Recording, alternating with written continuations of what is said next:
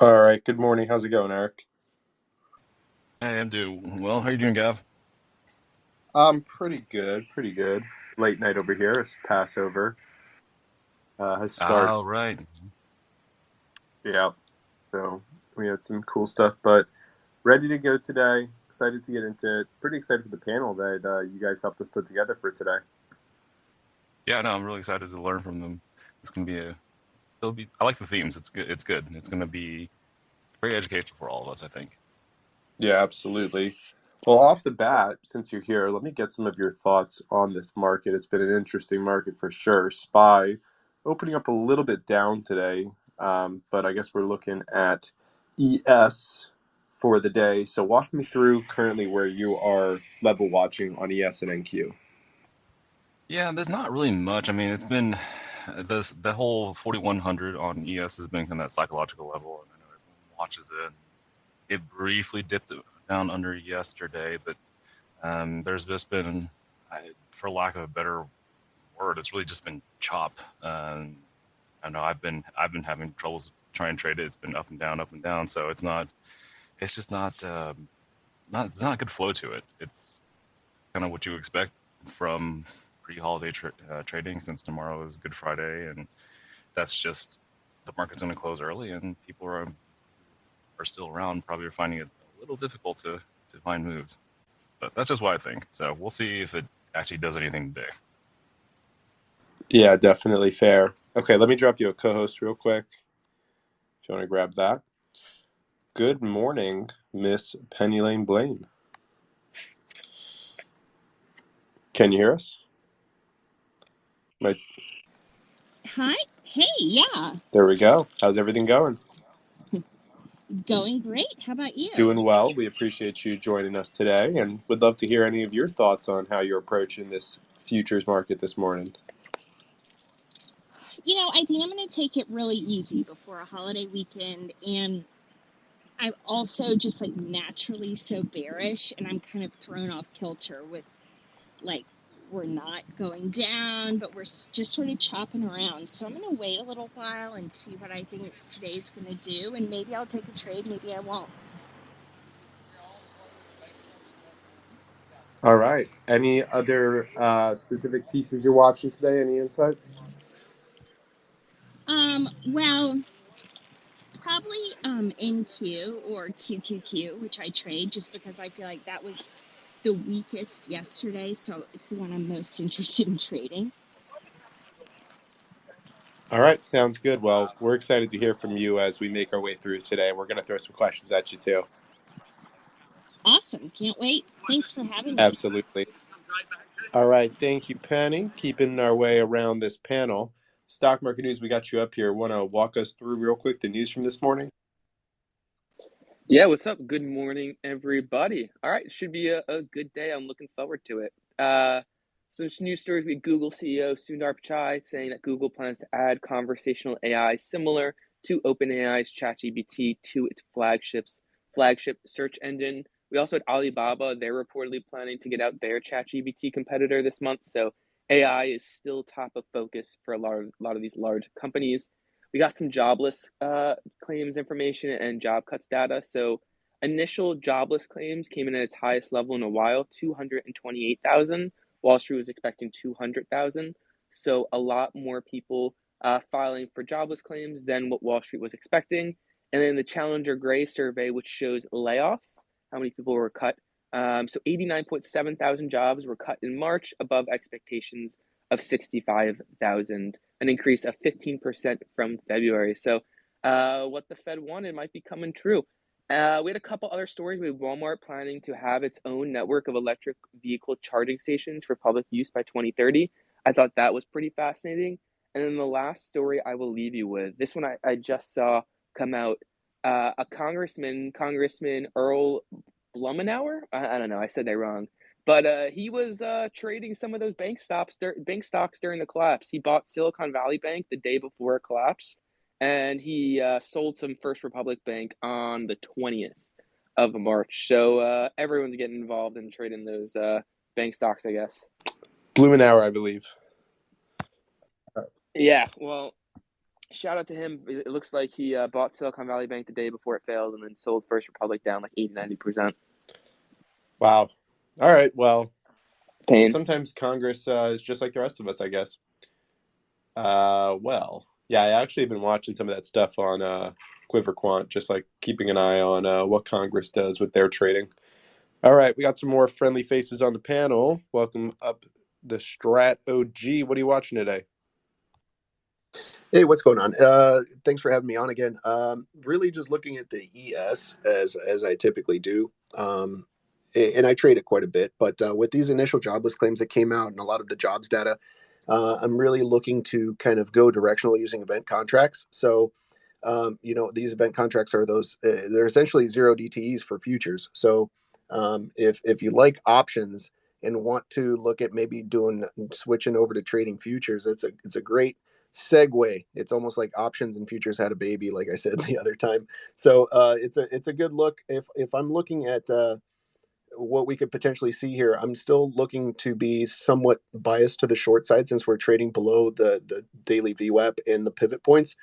But just like I say every other morning as well, when you have me on, is that it could go either direction, right? It's almost like a weatherman answer. It could go either way. Could come back down and retest 4,100. Yesterday's lows was just below that by about a handle. So looking for maybe that area to hold, and if it does, then we could look for some long side potential. But for now, I'm looking to take some event contracts to say no, that we're gonna close below 4,100. But if we start to trade above that, then I can quickly flip positions and take a look to say that, yeah, we'll close above, let's just say 41.10, depending on where we're trading this morning. But kind of just really paying attention to the first 3-minute opening range, taking a look at VWAP. If VWAP is stuck within that first 3-minute opening range, could chop around a little bit. Otherwise, I'd be looking to be directional depending on which way we break from that opening range. All right, nice breakdown. And I love what Stock Market News actually just commented, which is, we talk about doing these future spaces and why we trade futures. And one of the big reasons is to avoid theta decay, right? And to avoid having to sit here in, an elevated IV or a theta decay situation and be right about the prediction where the stock is going. And I love the point that he made, which is the stock market's closed tomorrow, meaning on the typical weekly contracts, you have even more theta decay, right? You don't even have tomorrow's time value to work with. So you actually are at the end of the week currently here on a Thursday. So it's a little bit of a different mindset and probably even higher beneficial to checking out these futures. So I pinned a tweet into the top of the space. Recommend everyone check it out if you are curious about learning more about futures. Do recommend going ahead and giving that a click. We're going to get more into it as we go, but it actually has some pretty cool information about how you can get funded on an account, not have to put up your own money for trading futures, and make some money off of that and get paid for your performance. So we'll talk more about that. But if you are a futures trader or any trader and you're looking to take the step into the futures direction, I do recommend checking that out. All right, keeping it going around this panel. We got Kim in here. What's going on, Kim? What are you watching today? Good morning. Good morning. I am so excited that we have the ladies here today. We have Sassy and Blaine. So I'm really excited about that because I've been the solo for the last few weeks. So it's really excited to get different voices in here and different ways that people trade. As you guys know, I'm more of a swing trader. I do take, as I've talked about before, I do take day trades for sure. But at the same time, I'm also balancing a portfolio. So it's been really fun because this week I've kind of gotten into some new futures. I just love exploring things. And so I've started trading nat gas, but I found a smaller contract. So I was first trading the big contract, which is NG, and it moves really fast. So you have to be really careful. And then I found QG, which is a smaller contract. And as I've talked about on these spaces before, I like to first learn how something moves and how it works before I'm going with a mini. So that's been kind of fun learning that. Traded some oil this week. I'm actually right now long VIX, short MNQ, short MYM, which is the Dow. And I think my biggest concern, and I posted this on Twitter, like just from an overall perspective, is the IWM, which is the RTY on future, or I'm sorry, M2K on the micro and RTY on the mini. There is such a divergence that's happened between, the NASDAQ, Dow, and the small caps. And so that's been something I've really been watching. At some point, that's going to be a great pairs trade.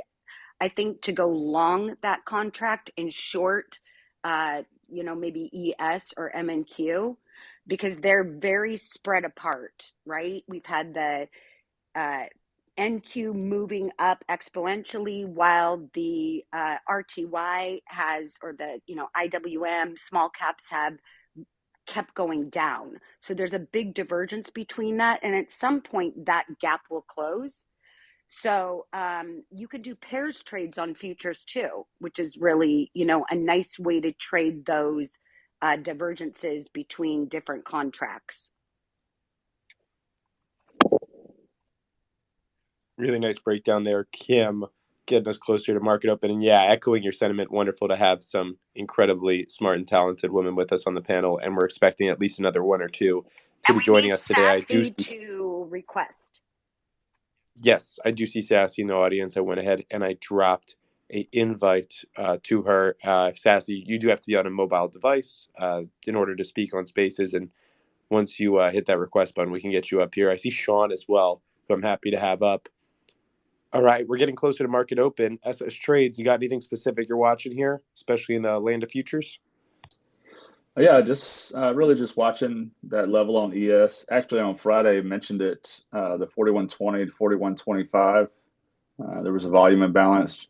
On Friday, actually traded up to it, finally broke through it, traded above it, had that rally, and then we've kind of came down and chopped right around this zone.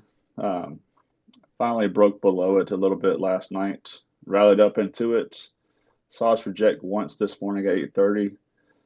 Just going to be watching that 4120, 4123 to see if that still serves as resistance now that we finally traded through it and back down through it. But other than that, taking it easy. Non-farm payroll tomorrow, but we're not, doesn't affect anybody right now because the market's closed. I believe, what time is that tomorrow? Probably around 10, right? Yeah, I think so. I'm not sure exactly what time futures close in the morning or if they're going to close it tonight. I have to double check the times on that. But yeah, just watching a couple things with this volume imbalance. Been watching. I'm a little bit bearish today just because of the price action lately, but 40.77, 40.78, kind of a low side that I was looking at. Really, that's all I'm watching right now. The volume imbalance, a rejection there, and I'll take a short. All right, sounds good. Well, brought us right to market open pretty much. We just hit it at 9:30 a.m. Eastern here. Watching MNQ, watching ESM as well. MNQ's been kind of trending down here a little bit, right under 1300 at the moment, or right above 1300 actually, 1306. If anybody does take any trades, feel free to go ahead, call those out, get them into the open here. I see we did get Sassy up on the panel. Sassy, good morning. What are you watching today? Hi, good morning. I mostly trade futures now, so I trade the NQ. And I heard you guys talk about funded trading, so I primarily trade funded accounts. So if you guys have any questions on that, I am happy to help. Yeah, that's awesome. Definitely something that we'll be getting into probably in about 10 to 15 minutes. We'll talk more about that. If you have any other pieces that you're looking at, or if anybody's taking a trade again, feel free to always raise that hand. We'll come right over to you. But for now, I'll just keep moving it around the panel. Yeah, go for it, Sassy. So I was going to say, I usually try to wait for the first 30 minutes. I try not to take any trades after 8 a.m. just because I've noticed some funny actions sometimes. So it's just easier to sit back. especially if you have a smaller account, it's not worth it trying to fight price action with the big boys. So I respectfully sit back until around 9 a.m. When prices kind of settled a little bit, found a direction, and then I can trade. So I probably won't have anything until after 9 o'clock. Okay. Thank you, Sassy. Appreciate that rundown. All right. Paper, good morning. How are we feeling with some futures trading? Morning, bud. Actually just kind of closing out some swings right now. Looks kind of short, but I don't have major targets. I got to speak futures, huh? I don't have levels on futures. I can tell you ETFs and stuff like that right now, but at the moment, still in that healthcare type sector, closing out some J&J swing, CVS, and you're going to be watching Pfizer here. I got a headline on Tesla. Elon selling a bunch of shares again, but looks like buy coming into my price of interest literally You right said now. Elon selling? What's that? It was his Elon, brother, Kimball Oh, was Musk, his sold brother? last night. I was going to say, Elon came on our Twitter space and promised not to sell anymore. So I mean, better not be doing that. maybe his brother's a proxy. No. If I Wait. remember correctly, he was awarded shares and then he sold them off right away, which, tends to happen. But yeah, wasn't just a random sale. Yep. Okay. All right, Paper. So anything else you're watching here? No. I gotta wait for some opening ranges to kind of break in terms of like the live session. Again, ES is literally at my price of interest right now. There's a little order block right here from yesterday, so we might be looking for potential bounce, but no trigger yet. Okay, perfect. Thank you. All right, let's see, Jesse. Good morning. What's going on by you? Good morning. Everything's good. I'm looking for NQ, probably short. Obviously, last day of the week for me, at least. I believe the market's closed tomorrow anyway, but yeah, NQ looks pretty short on the weekly, and I mean all higher time frames were failed 2 up. So bears definitely have control of this right now.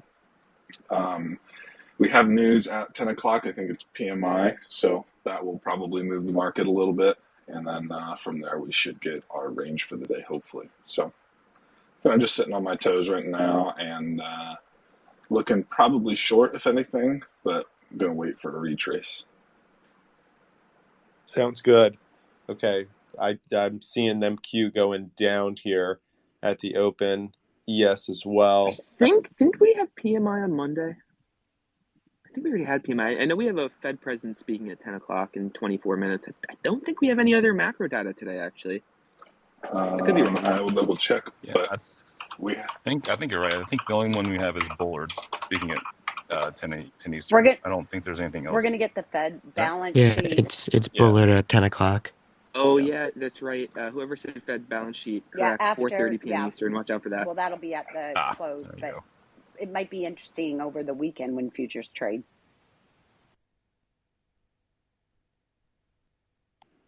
Okay, some interesting stuff. All right, Excalibur, what's going on by you? Hey, what's up? I'll be on this for a minute. Both the kids and the wife have the stomach bug, so doing a little quick trading. My dad ran that we're 98% short today, so we have a 98% chance that we're going to close below yesterday's close. So I'm definitely watching at 40.99, which is yesterday's lows. Possibly 40.88. Possible little tiny bounce there, but definitely looking to sell any rips right now. All right. Lean in short as well. Wow, what a morning. We love to see the passion as well for futures trading. 700 plus people already in here joining us. Obviously, we're giving it a little bit of time to formulate the market right now, not trying to jump the lead. But don't worry, we'll get some futures trades in here. And we also have some great questions to throw at the women on the panel once we get around closer to that 10 a.m. area, too. We're excited to have 3 great women traders up here with us today, gracing the panel. Noah, you want to pop in here with some thoughts? What's going on, guys? Thanks again for having me on, Wolf. I agree with most of our speakers bear sentiment. I do like that 4088 that whoever was just speaking mentioned. I primarily trade to the long side. I don't know why. It's just more comfortable for me. So I'll be looking for a bounce there, even if it's a small one. Scalp it, get in, get out, and go about my weekend. It's kind of the plan for right now. All right, sounds good. Thank you, Noah. All right, so I think I've hit most people except Nick. So Nick, coming over to you. If you're free to talk, Nick. Testing. Okay, no worries. Penny, Lane, Blaine, let me bring it back to you. Walk me through a little bit about what you're watching right now on the charts, how your typical morning goes when you are examining futures, how you decide if it's a morning where you take a trade or not, all these different pieces. Sure. So I trade the 30-second opening range. And honestly, my strategy is literally like I'm long above it, I'm short below it, and then I'll just scale. As soon as I get green, I scale off about 20% and then put a stop in at break even. So a lot of times a trade will just stop me out and I'll make like $30 or whatever. But my number one objective is just to stay green. And then you're with the 30-second opening range, you're really hoping for a trend day always, because that's how you can make the most money. Got it. So are you using technical analysis on here? Are you looking at specific key levels? It's all levels. So like obviously 4100 is a huge ES level. Yeah, that's what I use. It's just level to level. So I trade like directionally between the levels. Can you cover some of your levels for today? You know what? I can't because I just had to do a little meeting. So I do not have my computer right in front of me. So unfortunately I can't. But if you come back to me, I probably could. All right, no problem. We'll definitely make our way back around. Let me pull back in Eric. Eric, what are you watching today? What's some of the levels you're looking at? And then any thoughts you want to throw at the panel? Let's see. So I don't know. I think around 4080, 4075, that area is kind of where I think we would target if we're actually going to go break below 4100 on the ES. But it looks like right now there's just a battle here. And it's interesting that the bids and asks on ES are actually a little thick today. Like there's actually a pretty good amount of liquidity for pre-holiday trading. There's we're talking about triple digits on the bid and ask side, so it's not moving as quickly as it would if whereas just a couple double digit bids and ask. But then you can also see that there are some big orders hitting the tape as well. So it's a little more active than I thought it would be, but it's still not an easy trade right now because it keeps basically ping-ponging up and down and between these levels around 4100 and wants to go up and then wants to go down. So it's a good battle between the two sides right now. I don't know. If you guys don't have the stomach for it, I'd say stay out because there's no good way to do this unless you are just quick and disciplined. Okay, understood. Makes sense. Let's see. The strat, let me pull you back into it. You got any levels you're looking at today? Yeah, I think the level that everybody's been talking about, that 4100 level, is kind of this battleground right now. There's a lot of orders that were sitting there passively just at 4100. Before the market opened, there was roughly around 400 to 500 orders just sitting there waiting. So we definitely had some active sellers coming down there to try and take out that level, and it's been holding for now. But once that thing cracks and we break yesterday's low, we're going to finally be directional. So if you pay attention to the strat and you understand the way the price moves, based off of you just price action. Once we go directional on the day, we're going to attempt to stay bearish. We know that if we take out the low of that previous candle's range, we have a possibility to go right back through that range and discover price back up towards those highs. But yeah, the liquidity is actually pretty good being the day before a holiday. I didn't expect that either, that we were going to see as much trading as we have, but it is the first 15 minutes, 30 minutes of the day, and then it might die off. But if we crack below this 4100, really my S1, my first support level using my pivots is 40.97 and a quarter. So we're looking at 40.97 and a quarter. If that breaks, then we're below that first support level. We could be out for more of a little bit of a flush down to the 87 level on the ES here. So that's what I'm paying attention to. Thank you. Okay. All right. I guess we're taking a second here. Unless anybody has any specific movement that they're seeing, any trades that are coming in, kind of following up. I mean, we're still towards the low of the range. We seem to be dropping here pretty precipitously, but it's still pretty early. We're only about 10, 11 minutes into the open. I really see ES just putting in lower lows, coming through that 4,100 mark. And then you can see MNQ gave up that 1,300 area and just dropped down. Now it's at that low at 12,957, now right around 12,971 at the moment. I mentioned this in the beginning of the space, but for those that want to check it out, I did pin a tweet at the top of the space. It's the only tweet that's pinned up there, and that is for those that are interested in diving deeper into the world of futures. There's a lot of reason that we are trading futures. The main reasons that I'm leaning into futures is I was already trading options, and if you're someone in the audience, you can probably relate to this. Most of us in here have probably traded at least an option, and if you traded an option, you've understood time decay, right? You've seen how if it sits for even 5 minutes, you can lose money just from it not moving. And even if it moves in the direction that you predict, right? You say, I think this stock's going to go up. I'm going to buy a call. You still can lose money when it goes in that direction. And that's why we're leaning towards futures, where you still have that volatility, you still have the big moves, but you don't lose money just due to time decay, IV, and pieces like that. And in addition with that, we don't want anyone to blow up their accounts, right? Don't come in and throw 500 grand into a futures trading account and just go at it. The way that we're looking for people to do it is by practicing on a simulator. So just to make this real quick, and then I'll go right over to Nick. The simulator that I have linked in the top of the space, there's actually a massive discount. It's built into the checkout page. It's very affordable. It's like $40, maybe even less. And that will allow you to get the entire experience of futures trading. And if you can use that simulated account and perform well, they will fund your account. You'll never have to put up that large amount of capital. And then you get to keep, it's like 80, 90% of the profits on top of that afterwards. So it's a system that doesn't make you have to go put up thousands of dollars, literally just 30, 40. If you're using a discount code I built in the top of the space, and still learn futures, get the education, because they have educational tools as well. And then when you're comfortable and you performed on a simulator, that's when you take it to the market, but still not having to put in a bunch of your own money. So hopefully that's intriguing to a lot of you. This is how majority of future traders do get started. So take the step-by-step in order to educate yourself. Let me go ahead and bring in Nick. Hey, Wolf. Again, sorry for my voice, guys. Albert, you hear it in my voice too, right? Like we're one of the same. Yeah. What's it called? We broke under that key level from yesterday.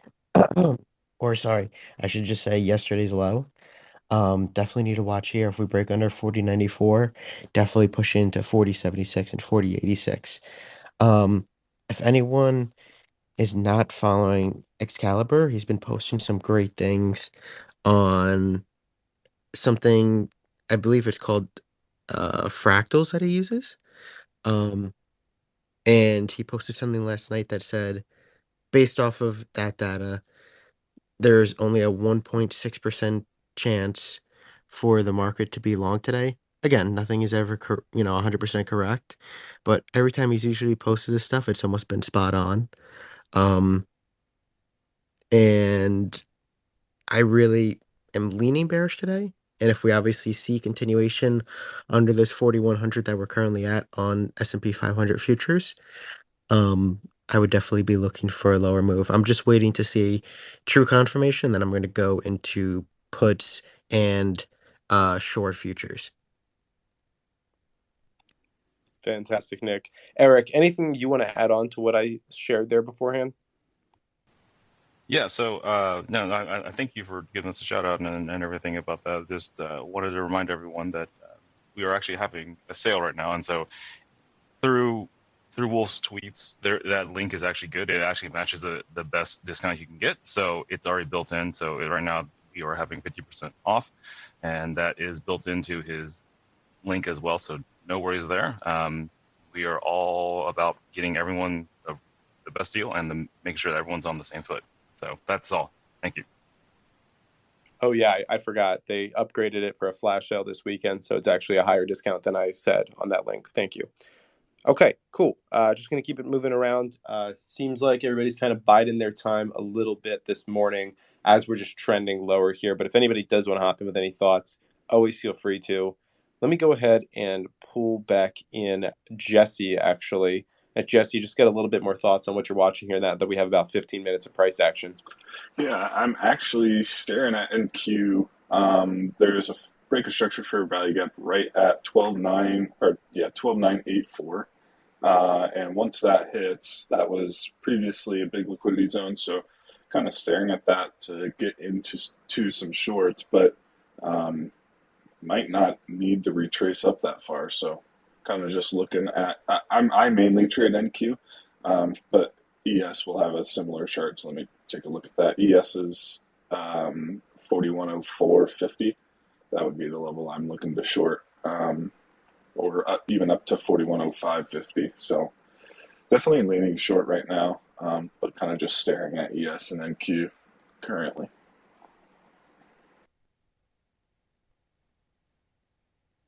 All right. Sounds good. Thank you, Jesse. SS, what's going on by you, man? Take any trades so far today? Earlier this morning, I'd already taken a short on ES up here at that.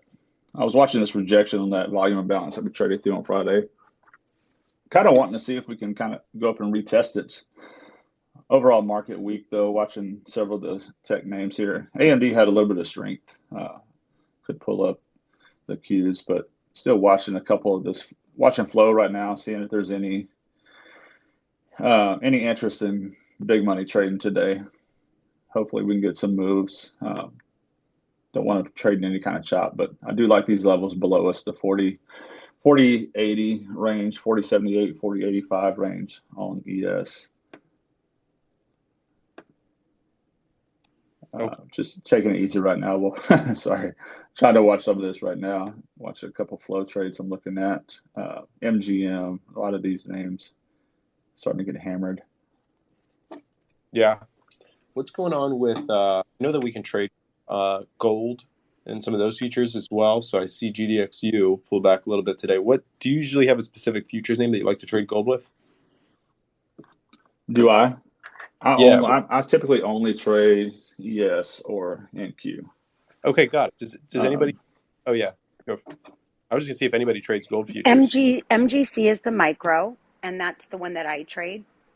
So 2000 has been a key level, and SIL is the micro futures. However, be really careful with that SIL. It moves a little more wild. Like it's got, I can't remember how big that contract is, but it moves pretty fast.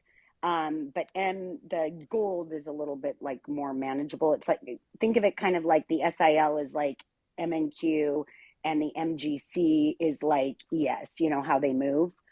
So, but I trade the gold and silvers futures quite a bit actually.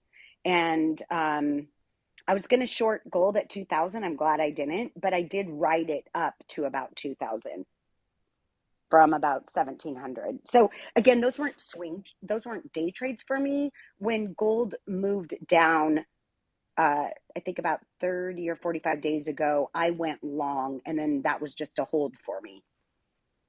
So it's literally like you're owning one of the ETFs essentially, but I'm getting long via the futures. Very nice. Kim, always great to have you on, a wealth of knowledge when it comes to futures. Teaching me new stuff. Okay. Kim, anything else? The big contracts, I think, are GC, if I'm correct, on gold. So your minis would be, the mini is GC, and the mini on silver is SI, but you really have to be careful with that SI. I woke up one morning, I didn't really know what I was doing. And I had seen this trade, I don't know, like on CNBC, and I put it on, and I was like up $10,000 overnight. I got very lucky. Like I just didn't know how the contract moved when I was really novice at this. So you can make big money in it and you can lose big. So that's why I always like the the micros, because you can scale into them. But I expect a breather in the metals probably. And then, there's a lot of predictions that they're going to continue to rise as people go, what do they call it? Flight to safety. So.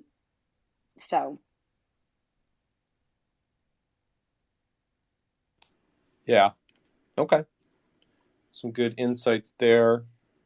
About 21 minutes now through the market open. Still looks to be mostly, I guess we're getting a little bit of green here. We were kind of just trending downwards throughout the morning. In the past weeks, we've mostly traded upside on these Thursday morning spaces. But of course, the goal is a lot of education, mixed with some trading, mixed with some insights.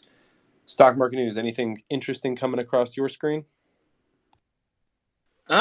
Interesting. We have that Alibaba thing that apparently their ChatGPT competitor might be coming soon. I don't know. Alibaba's been weird moving recently with that split up that's coming soon. I also thought this is a little bit off topic, and it's been doing this for a week. Actually, it's maybe a discussion for another space, but Activision Blizzard, they're closing that gap, getting close to that point, not really in futures. But I wonder if there's anything there. And I'm still focused on this one congressman who bought Silicon Valley Bank the day before it collapsed. I think that's pretty insane. But as far as news and stuff that might affect the market, we are kind of in a slow area. This whole week has been a slow news week in general. But yeah. Okay, no worries. Sassy, maybe I could bring you back in. We've had about 23 minutes of market action here.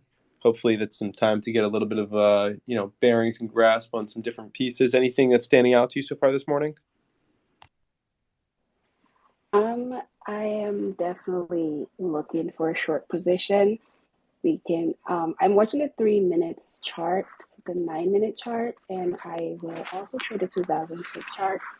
So there's a lot of consolidation right there for the since 836. We have been stuck in this range. So I'm looking for a break of 12,954. If we break and hold that area, I will most likely take a short position. Okay. Do let us know if you do take a short paper. Any updates by you, man? You taking anything? Yeah, sorry. I just added. Well, I'm in options. I just added some 404 puts on SPY just on that little bounce. That was my level, like at 405. Looking for it was on ES. It's about 409. 409. Was looking for a little bounce, but and it came. It was super weak and then extending here a little bit lower. So currently short. Not looking for a huge extension. I think SPY 404 is the level on ES about just to that upper top, like 4074, 4075 kind of level. Okay, got it. Noah, how about you? Still waiting for that 4090, 4085 area on ES. And so I do like the shorts, up to at least that point, and then see what sort of price action we get down there. That's what I'm currently looking at. I've actually been trading a little bit more of NQ this week, primarily trading ES for the most part. I decided to dip my toes into NQ a little bit this week, and the price action's been pretty good. So going to keep experimenting there because there are times, obviously, when the price action is not so great in ES, and so it's definitely helpful to just at least be familiar with a couple of the other futures, YM for the Dow, NQ for the Nasdaq futures, and stuff like that. So it's been a good week dipping my toes in. So far undefeated on NQ. I'm sure that won't last too long. Only 2 trades deep, but so far so good on NQ. I'm going to keep paying attention to that one going forward. Because I've liked the price action. It's been showing ridiculous relative strength over the past couple of weeks, particularly to the upside,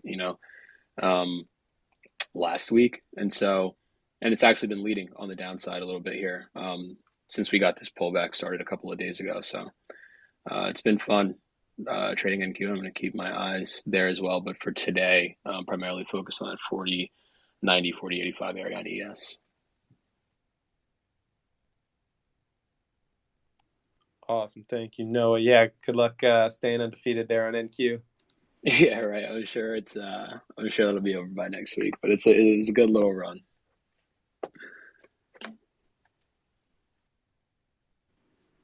Okay. Coming in almost at 10 a.m. here. I could throw out a couple questions on the panel if it seems like we're still kind of waiting a little bit here for some of this. So we got 3 awesome female traders that joined up with us today. We wanted to throw some questions at them. So maybe I can throw one over at yourself, Kim, while we're waiting for this 10 a.m. area. One of the things that I did want to ask really was that, just trading is that I think we all understand that trading's been a male-dominated field. That's been shown through research and studies. And, you are really representing women in the trading industry, but they are underrepresented. I was curious what you think are some of the barriers preventing women from pursuing careers in trading and how that can be addressed and just ways we can get, more women into these spaces and more women into the trading field. I think honestly, it's like barriers to access in the way that women view taking charge of their own financial life, right? Because you're so right. I mean, I've always been interested in the market. I've always loved finance, but the people around me who I'm hanging out with, who are in my world and my everyday life, most women aren't talking finances that I'm around, which is why I've loved Twitter, because I've been able to meet so many amazing people, so many amazing women. And so for so long, I felt so isolated, right? Like, gosh, I'm the only woman trading. I feel so alone. And, then came to Twitter and found this great group of women. As you guys know, I'm a mental health therapist. And actually, I think Sassy is in this field too at some level, not actually as a mental health therapist, but in the medical field. And, I think it's just a mindset. Women aren't taught from a young age about financial literacy, right? However, in my counseling practice, what's really interesting is I'm starting to see a lot of most of my clients are in tech. I live, in the Seattle area, and so we have Microsoft, Amazon, all these great tech companies up here, and there's a lot of women now that I see as clients where they actually are in high level positions at these tech companies, and they have their stock options, and those stock options aren't their spouses or their partner's stock options, right? And so I think now that women are making their own money and more in charge of their financial life, now these doors are opening, right? And one of my actual long-term goals is to be a behavioral financial therapist. That is actually a thing where I can really give women financial literacy, and then how to manage their own retirement, how to manage their own portfolios. And I think it's just getting the word out there. Seeing part of it, Wolf, is you have been great because you bring women to these conversations. And it's like if you see somebody that looks like you, and then you go, wait, I can do that. And, men and women, we have a lot of similarities, but we also have differences, right? Like, we talk different. I trade different than my husband trades. He puts big positions on. I'm much more conservative. I'm thinking more broader scale. He's thinking more short term. So I think, it's great to have the balance, and the more women that we bring into these spaces, the more we're going to be able to attract other women and let them know that, hey, you can manage your own money too. And the younger generations obviously are more financially astute as far as women go and this is what I'm trying to teach my girls too. I have 4 kids, and I'm trying to teach them, like, you guys can be in charge of your financial future. Really love that breakdown. Keep bringing there, the Kim. women in, Wolf. We're doing our best. It's and awesome. Big shout out. I love it. Yeah, major props to the Elite Trader funding team who has made this a major priority of theirs as well. And yes, of course, they are yeah, a big partner and supporter of MySpaces, and we've done a lot of stuff together, and we're going to be doing a lot more together. And so just excited to be working with a firm that has those type of values. But honestly, like someone that's really impressive on this panel are both Blaine and Sassy. And Sassy actually is trading full time now and quit her job. I hope you're okay with me saying that, Sassy. I think you've posted about it. So it might be really interesting to hear about how she's done it. And I know, Blaine's been doing this for a long time. So yeah, absolutely. Real quick before I go to them, I think Jesse has a trade here, and then let's go to them. Yeah, I didn't want to interrupt, but I did scalp 30 points there on NQ, but we had a pretty clear sell side liquidity grab here at 957, and we're leaving behind a fair value gap. So, and we actually just broke through that level that I was talking about earlier for a good short. So there was no trigger to go short there, and we're leaving behind a fair value gap, which keeps me bullish right now. If price can close here at the next 5-minute candle, then come down to 12,982, I'll add into my longs. Currently, my longs are up 40 points, so definitely switching my bias currently. Fantastic, Jesse. Okay, awesome. Before I go over to Sassy and Penny, once more, I want to just thank all the great speakers that are gracing this panel. If you are someone that's looking to learn more about trading, I try to make sure that pretty much every single person that's up on these panels is a professional trader, is somebody that's spent hundreds, if not thousands, if not tens of thousands of hours learning and educating as well on this, and of course, placing many of their own trades in order to support themselves. So just a great group all around. You can't go wrong by checking them out.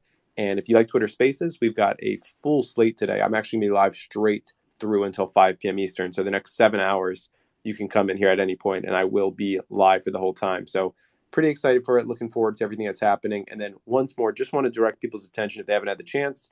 Top of the space, there's one pinned tweet. If you're looking to trade futures, you're going to want to take advantage.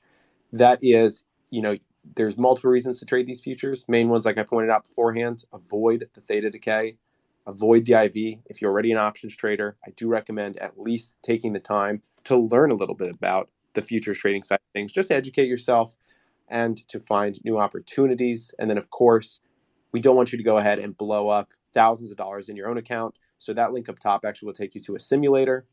They're running a huge flash sale right now, so it's a very cheap one. It's the largest discount that they've ever offered, actually. I don't know how long it's running. Probably not much more.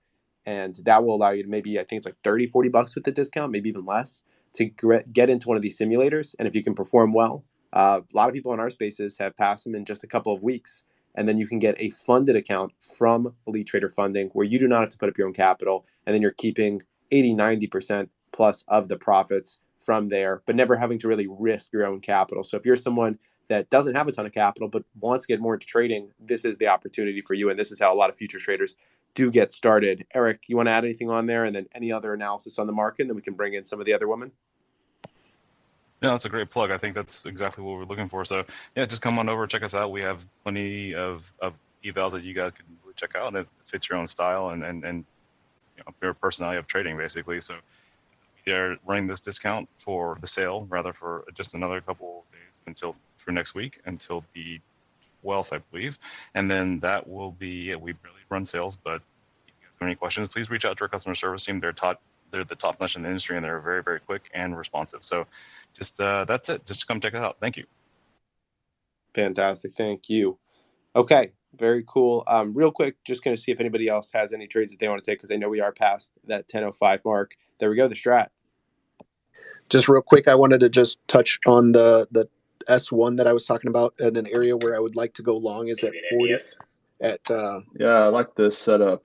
At 40.97 and a quarter was where the long was, that I was saying as long as S1 holds, we're going to look for that long side. And it was a beautiful move to fill in that order vacuum back up to the high, get us back up to VWAP. So we've got a nice mean reversion look back up into this 41.06.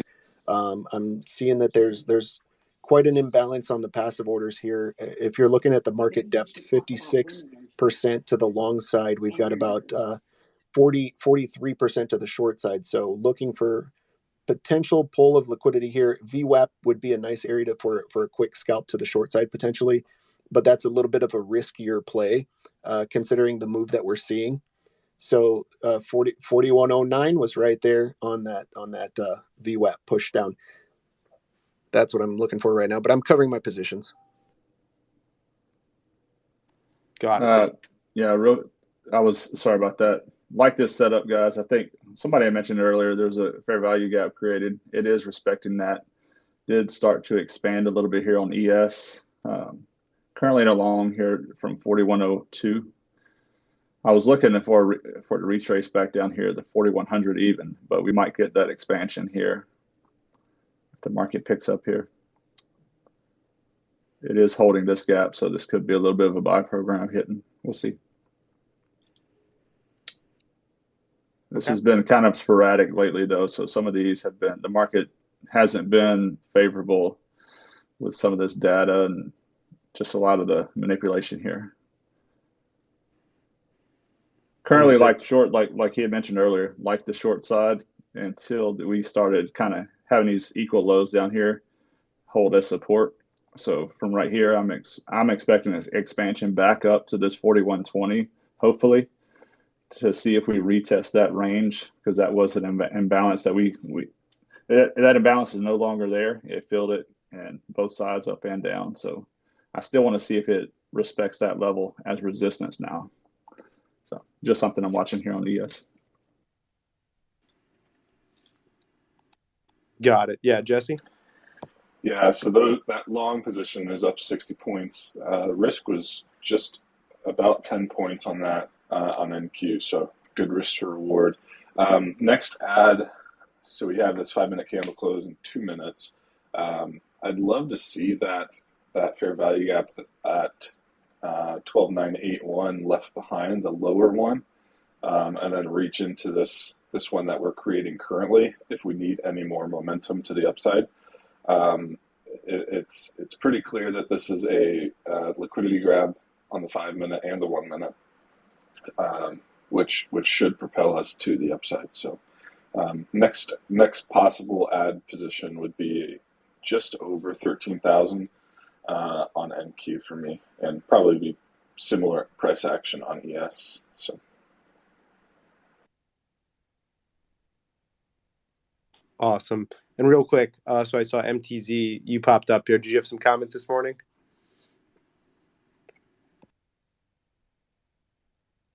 You'll just need to unmute MTZ. Okay. I heard them talking beforehand. Yeah, we got you now. Okay, so I'll start with what the young lady was saying about the opening range trade. Basically, yesterday afternoon here, 3 o'clock in Seattle, your highs of the day are your opening. The sentiment, just listening to this, the first hour, everyone's pretty much bearish. And then you started putting in new weekly lows, so I was just watching it, and that reversed. I've been using the weeklies lately because obviously my read is the sentiment got very bearish off the banks, off the contagion, and of course the market turned and ran into levels I don't think a lot of people are expecting. I see it more as short covering, or as someone on Twitter says, the boys with the bigger seats had to cover some. So then you open this morning, you start putting in new weekly lows, and who was just on said they're up 40, 60 points. That was a good trade. So for me, I'm just sitting and watching, seeing if you can attack those weekly lows. You put in 5 new weekly highs in the NQ. I like the NQ because it trades more like the old S&Ps on the trading floor. I like the movement more. But, and I think another topic, you engaging women into this is a new arena, considering where the floor was, because there wasn't a lot of women. It was pretty much a locker room type at times. But I think that what you're doing on the spaces, and you can see by the numbers of people listening and engaging in, because there's a lot of successful female traders, and their mindset is they just stay more calm and don't panic or don't get as stressed as male traders.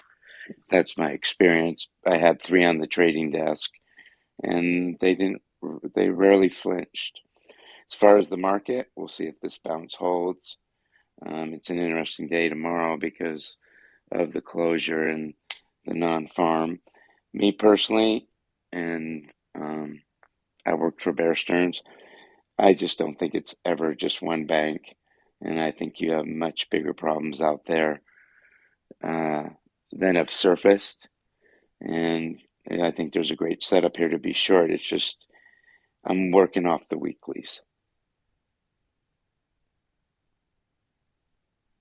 Appreciate the kind words there, MTZ, and you coming up and sharing, obviously having a lot of experience in the industry. Always great to hear from you, and do let us know if you take any other trades today. Will do.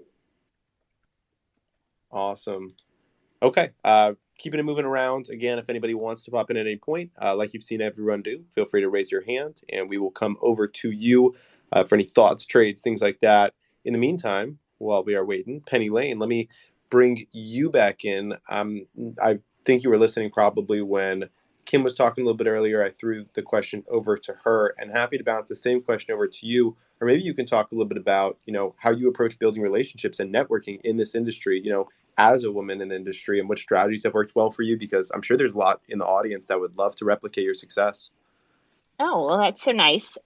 First of all, I love Kim. She's one of my favorite female traders out there. And I think it's really special when women support other women, especially when there are not a ton of us. And I really try to do that. I think that maybe just historically, because there haven't been as many women in the industry, it feels like you have to kind of break through somehow. And maybe there's some confidence things that go on with women, because when I started, I was in Discord and there were so many men in there just talking and talking. And I felt a little uncomfortable being like, wait, what do you mean? Or asking questions. I felt like I had to go in there and pretend like I already knew so much when I really didn't. And I think that kind of hindered my learning. And throughout my trading journey, I've just tried to be very, very open about the things I don't know. Just to sort of set an example to other women of it's okay to not know everything. And that has kind of led me to, I very, very, very much believe in the simplicity of trading. So everybody has the things that work for them. And I honestly, like I said before, I use levels. I really like the hourly close. I like the 30-minute close. And I like scaling. And the way I have been able to do this is just sticking to 3 or 4 things and executing it over and over and over versus trying to learn everything. And I feel like a lot of women, just because they want kind of a seat at the table or a place in the finance world, get sort of overwhelmed by oh, if that person's talking about RSI and I don't know what that is, I can't be in the conversation. I don't know what RSI is. I don't want to know. It's not important to me. What is important to me is that I can have a system and execute that system, and I really have to block everything out. So I want people to know that you can trade without knowing every single little thing. Well put. Thank you, Penny, for being on here. And Sassy, I'd love to bring you into did somebody else have some in there? Okay. I thought someone else was saying something, but really well put there, Penny. Sassy, wanted to bring the same kind of topic over to you. Just some of the things that worked really well for you, kind of breaking into the industry, being able to go full time with this. I'm sure, a lot of people can learn from some of the trials and tribulations you've had to go through. Sure. So when I started 2 years ago.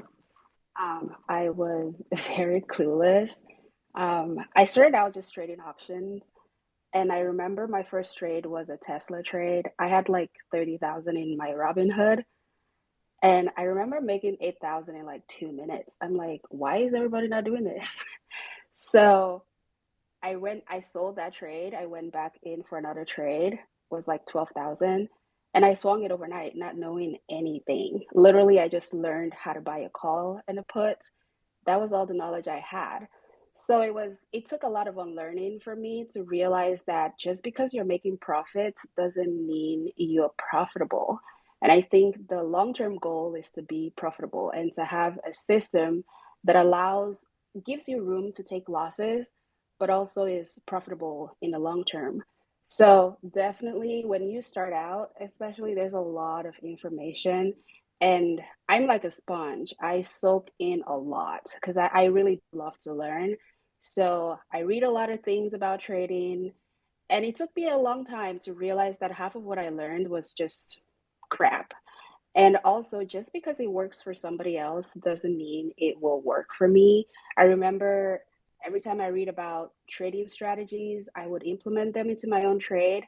And I did lose a lot of money. So embarrassed to say how much I lost when I first started out. But so yeah, when I started on learning a lot of those things that I had learned and realized that just because someone is trading moving averages doesn't mean I have to trade moving averages. And so for me, it was a lot of back testing to try to figure out what is working for me based on my personality. Like, I love Kim and I admire her because she's a swing trader. I cannot swing anything to save my life. I would anxiously just close the trade and then see the next day that it's green. So obviously, part of that unlearning was also realizing that just as the price action and different instruments have their own personality, you have to figure out which of those instruments fits your personality better. Um, I am as quick and as fast as the NQ, I would say. So I just picked that based on my personality. I like to get in and get out. I don't want to hold a trade. I do not like to see reds for too long. And that's why I personally do not swing, because if I see my port is red or if I see any trade is red for too long, I'm usually out. So once I found a strategy that worked for me and I realized that I was profitable, and most of the time I would make what I made at my job, like a week's salary, I would make in a couple minutes. It just made me starting to hate my job. And I think I started working out a strategy on when I would quit. Because I remember, like, on Twitter, when I would post P&Ls and like different trades, people would say, oh, you make so much, why do you keep going to work? But just because you're making money, like I said earlier, doesn't mean you're profitable enough to quit your job and like take on full-time trading. So I know that I planned out my strategy to get off the workplace for about a year and a half. So it definitely took a lot of planning, and being very confident in how I trade, even when I take losses, not letting that get in the way of my mental state to where I am just going on a tilt and losing insane amount of money for no reason. So I think those are some of the things that I've taken into consideration. Happy to expand on that if there's any other question.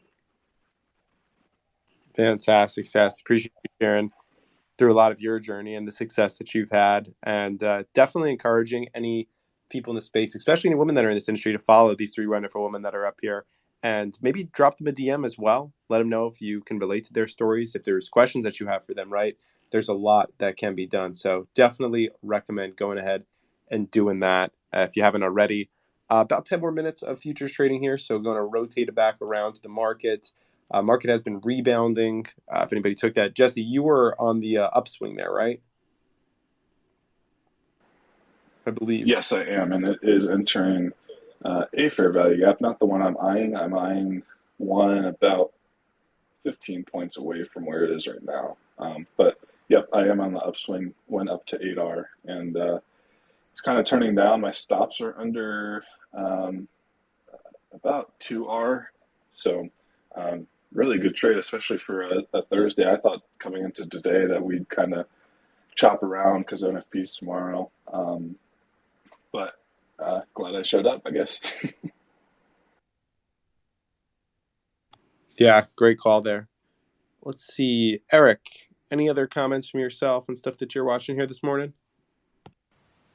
No, I think it's interesting. I mean, it's not too surprising that they popped it back up to 41.12ish, 13 or whatever it was, and it's been there's a lot of psychological games these guys play here, and so everyone was leaning short, and I was like wondering if they would pop it, and sure enough they did, and it's just what happens. But I definitely appreciate all the women who are speaking about it, because I mean I think I'm not a woman obviously, but it's been inspiring to see it, because I know my mom was the one who raised us, so I have a lot of respect for women and everything, and everyone I've worked with. Like, I tend to gravitate towards women in terms of just being able to work with them.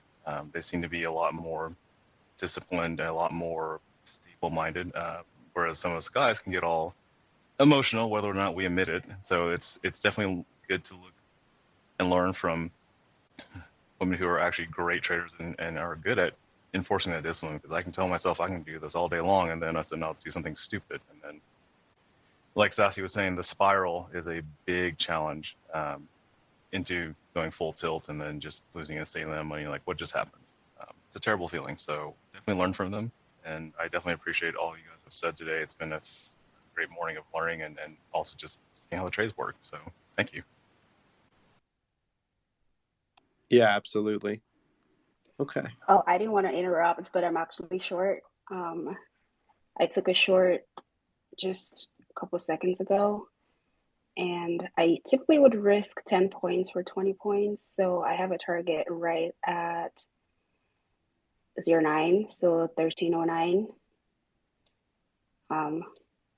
But I think I might be taking it. Probably is a retracement of this long move, but I like it, and I'm just trailing. These things move so freaking fast. It's crazy. I also want to say, because we were talking about trading on tilt, that my mentor Pax and I have a show on Place Your Trades. I'm going to put the link in the comments here. But I talk a lot about, recently I was on tilt and kind of what has happened to my account and all the emotions I've been going through. And I think if you're feeling that way, or if you're trading on tilt, or if you're kind of lost and don't know what to do, it could be a great listen for you. So I'm just, you don't have to, but I'm going to put it in the comments. Yeah, I appreciate that. Everyone should feel free to drop anything that they like into the comments at any point. We appreciate you doing that. I see Pax in the audience as well. I know that you're a active future. Ooh. Order filled. Sorry, I had to get out of something right there. You know what's fun, Wolf, is Mark and Pax work together on the floor. Well, not together, but in the same pit, I believe. Right, Mark? Yeah. He was on they both worked at the CME. Look at that. What's up, How you doing, buddy? I'm doing good. What are you watching this morning? Nothing. I took a short out of the S&P. I took a short in the S&P out of the opening range. 07 quarter. Took profit down to 99 and then scratched out the rest of it. Market's not doing anything. Capital Preservation Thursday.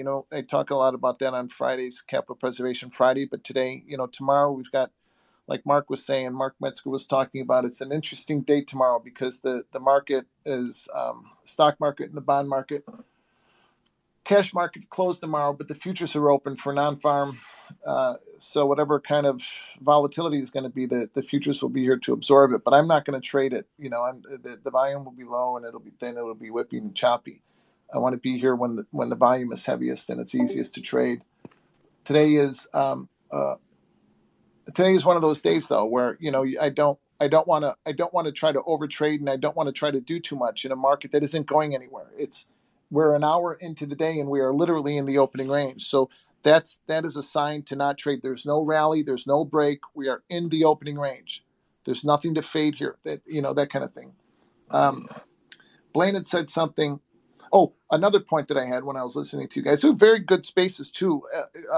Sassy, I can't tell you how much I respect, all of you newer traders.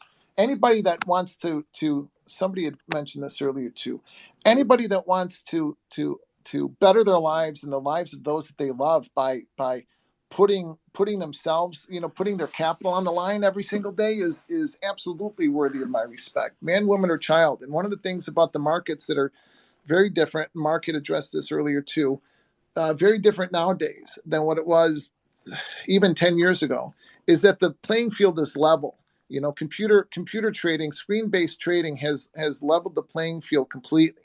The markets don't discriminate. They don't care if I'm Christian, Jewish, Muslim, white, black, male, female, rich, whether I'm from the south side of Chicago as I am, or I went to Harvard University, which I didn't do. The markets don't care about any of those things. Every single day we are challenged to be the best version of ourselves that we can possibly be, to do better, to be better. And I saw Blaine was talking about this a little bit ago, and I saw a tweet I think she made that, or maybe I just heard her say it. She's got all the knowledge that she needs. Oh no, it was in her tweet this morning. She's got all the knowledge she needs. It's her impulses that she needs to control. It's what you're bringing to the screens individually every single day that will determine whether or not you're going to be a long-term profitable trader. And that's what this is. I'm not going to try to maximize every single drop out of every trade. And I'm not going to do it today on a day like today. Again, we're an hour into the day, in front of non-farm payroll, caught one nice, easy trade. And another one of my taglines is, if it's not easy, I don't want it. So right now we're back into the opening range we have been. And I'm going to protect myself and tell stories to the traders in my group about I don't know, whatever they want to hear from, some of the crazy shit that I did in this business and been through it. And I try to pass on my experience to all of you younger traders. I'm surprised at the amount of traders that started trading during COVID, or during the last couple of years. It's astonishing to me. And it's really interesting as to why, and again, we all have the best. Remember every trade. Dan Gramza, who is a technical analyst, at the first technical analysis course that I took at Chicago Mercantile Exchange, 1989, right after I started on the floor. The only thing that I took out of that class was something he said the first day. Every trade that we make has the theoretical potential to make our wildest financial dreams come true. Conversely, every trade we make has the theoretical potential to crush our financial dreams. So I need to protect myself from me, and I need to leave myself open to whatever good things the market has for me, squeezing every last tick up or every last point out of every single trade, or trying to be part of every wiggle or every move, or scalping the noise, or scalping this, or buying breaks and selling rallies. That's not for me. Finding those easy trades where the market really kind of cooperates with my process, or my process cooperates with the market, and the technicals line up with the price action leads with the technicals, and then the macro story all line up together. Those are the trades that I'm looking for. You catch them 3 or 4 times a month and they make your month. Everything else in between that is extra. It's filler.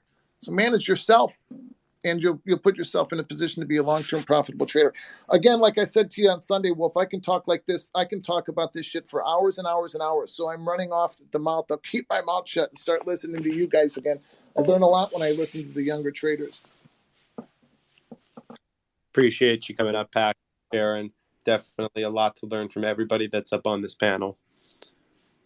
All right, we actually just hit 10:30 mark. So at 10:30, I typically open this up and make it a little bit more of trading everything. So SPY, Do you not know Qs. how to do it? No. Oh, Oops. I'm sorry. You're good. No worries. Okay, so I want to give one more big thank you first off to Elite Trader Funding, who helps put together these panels, who helps bring in some great speakers, really sets the tone, I think, for these spaces. If you haven't already taken advantage, they are running again a flash sale, massive discount, linked in the top of the space. Sorry. Yeah, okay. It's linked in the top of the space, so it is very easy to find. And again, this is going to be the easiest route to really determining whether futures trading is something for you without having to risk your portfolio. So a much easier way to get onboarded. And then people always ask me this, where's the discount? When you go through that link, it's on the checkout page. So it's built into it. I think it's like 50% right now. Again, it's just a much bigger discount than it typically is. So if you've been waiting to take advantage, now's a good time to go ahead and do it, and just kind of take that leap. Check out the simulator. I like trading on the simulator. It still feels like a lot when you see the money moving, but you don't have the freaking panic sweats, and you can kind of take things a little bit more easy. And then again, if you are able to pass that simulator, which a lot of people in our spaces have done about 2 to 3 weeks, that's when you can go ahead and get a funded account and really get paid for your performance. So check it out, especially if you're somebody that doesn't have a ton of capital but really is interested in trading. Links in the top of the space, and it's also on my timeline. If you can't find it, you can always just DM me and I'll get it to you. All right, let me just real quick check. Eric, do you got anything else you want to add on to that before we open this up to a little bit more trading everything? No, it's been great. I've definitely enjoyed today's spaces. I think there's a lot of wealth of knowledge here from all people from every aspect of life, and I think it's been fantastic to see how they approach the market and different types of strategies, different types of personality. It's fantastic. So I definitely appreciate everyone coming on and sharing their opinion. And please come check us out. We are definitely open to having talks with anyone about their questions. So please just check us out. Our customer service is always available, and they will always answer your questions. So please come on by, and thank you guys for everything. Again, enjoy your long weekend. Thank you. MTZ, did you have another quick comment there? I saw you raising the hand.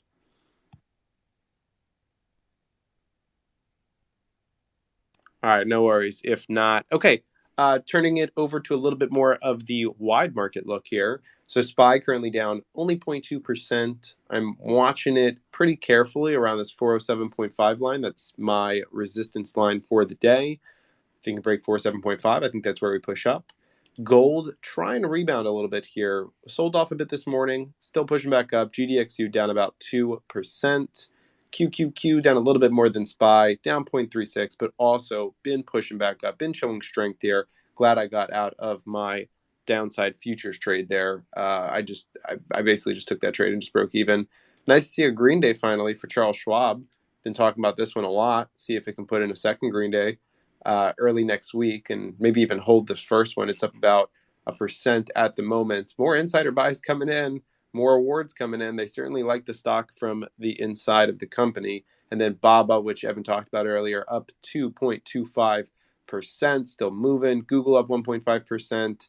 Ooh, look at that. Big B, the banking ETF. We did a whole space on this one last night. BIGB is the ticker. Add it to your watch list. Almost up 1% today. Keeping an eye on the big banks with that one. Evan, stock market news. Any other news been coming across? Any other pieces you're watching? Any other big movers today? Let's see. So a much smaller one that we kind of touched on last night, and whatever. I do own this one a tiny bit too, but Planet Labs is still moving higher today off the CEO buying yesterday. I prefer when it moves off a fundamental reason as opposed to the CEO, but stock go up, that's okay. Stock market is closed tomorrow. Again, we mentioned that a little bit for Good Friday, so hope everyone has a good Friday for those who celebrate it. And then the Fed's Bullard was speaking for the last couple minutes. He started speaking right at 10 o'clock a.m. Eastern. So market did move right around then. Causational or could have been because of him, or could have been for another reason, is what I was trying to say in a less eloquent way. Who knows? But he basically, one thing he said was financial conditions are tighter, but less tight than 2007 to 2009 crisis. There was a couple other quotes out of Bullard as well, but he was speaking there. As Kim did mention earlier, the only other macro news that we really do have coming today is the Fed's balance sheet coming after the close. So a couple hours until that. We had, as you said, some news around Alibaba. We had some news around Walmart, and they're planning to make their own EV charging network. So that's a little bit of an interesting one that I didn't really expect to see. A little bit of a useless fact for all you guys. Did you know there's still a Walmart with a horse and carriage buggies in there? So they might have horse and carriages, regular cars, and EV chargers at the same time. So shout out to that. Not that much moves beside that. Microsoft and Cognizant partnership, AMD throwing out some new stuff, some jobless claims data, and that's really it. Nothing's happened too much since the market's opened from a news perspective besides Bullard's speech. I will say though, now I'm looking at some of these stocks. Damn, Apple, Is Apple, Meta, they're trying, all of them are trying really hard to get back to even. Apple's pretty close.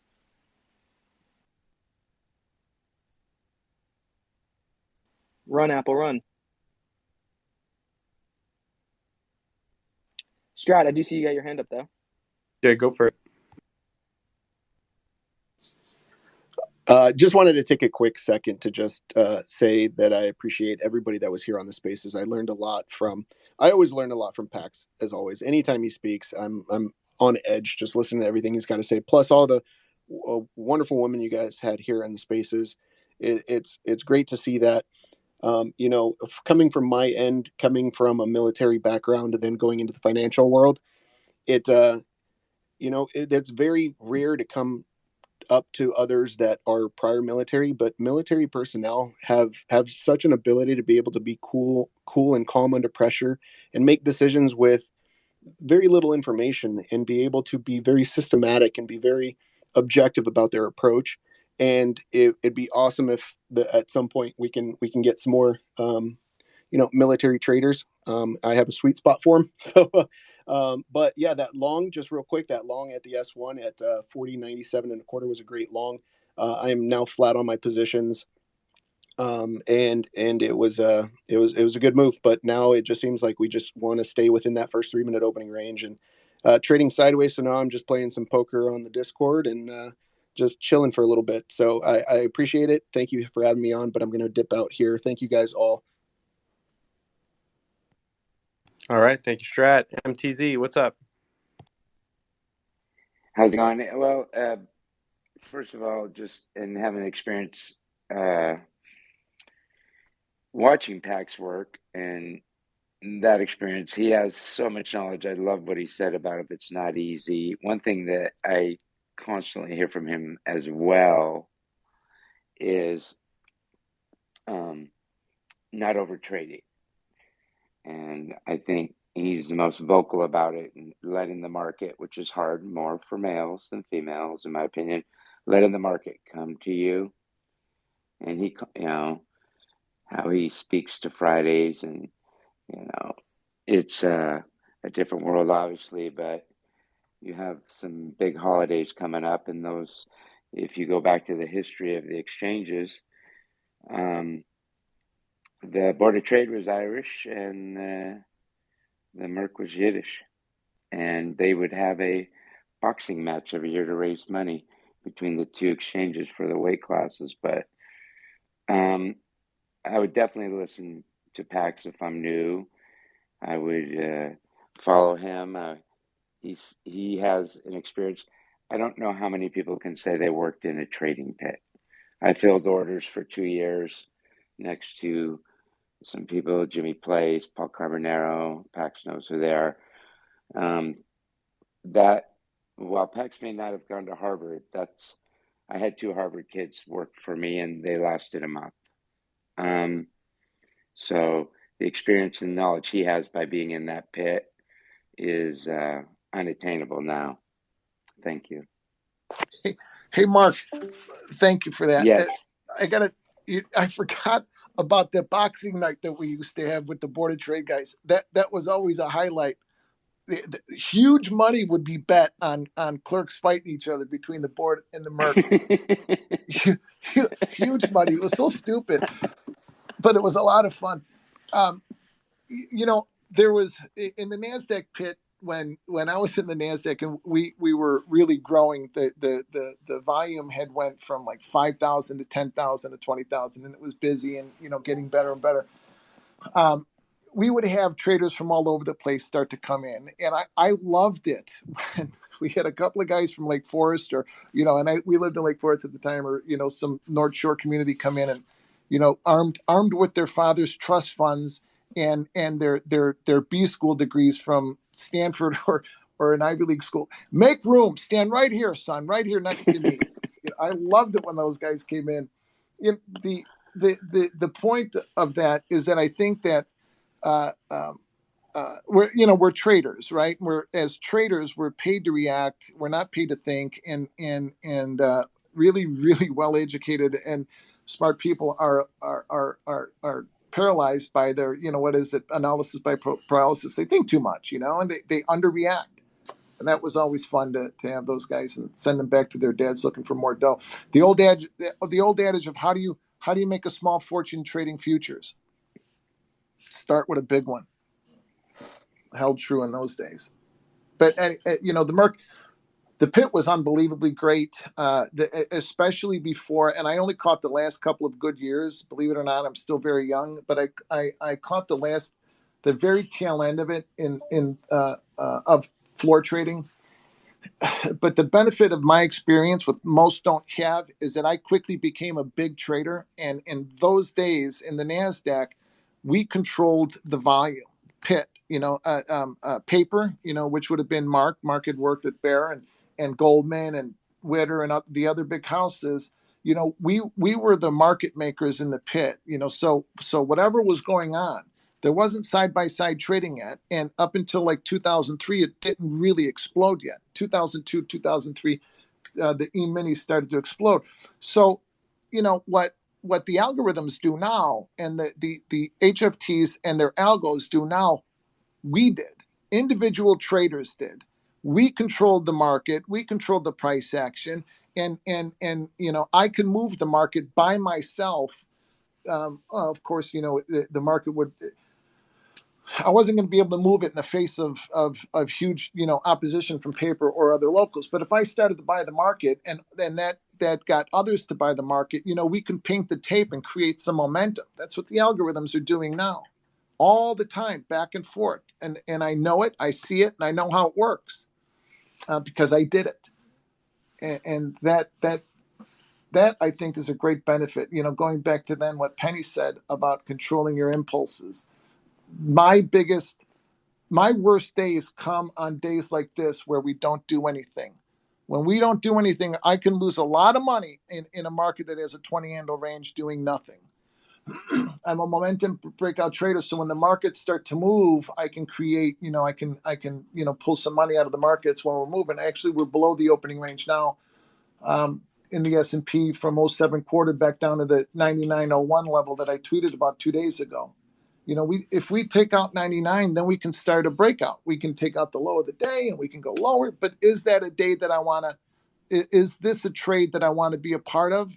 Is this? I'm talking too much again. But is this another opportunity? It's not. This is.